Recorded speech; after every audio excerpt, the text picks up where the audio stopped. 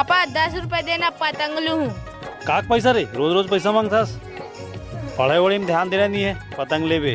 पापा चलना ट्यूशन छोड़ देवे, देरी होते। तो देरी काबर करतास, जल्दी तैयार हो जाना चाहिए ना ट्यूशन। पापा मैडम है नी तोर बारे में कुछ पूछत रही। का पूछत रही से तोर मैडम? हाँ कुछ नहीं पापा।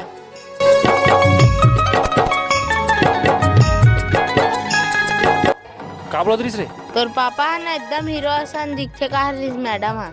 हे एतिया एतिया, चल मैं तो छोड़ दूं ट्यूशन।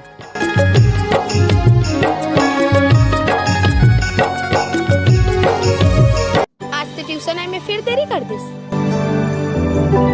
कौन हरे रे हो? मोर पापा है। आई तोर पापा हरे? आरु करिया करिया दिखते। तुम्हार घर के नौकर होई कहत रही हो। नौकर असन दिखते हो हा।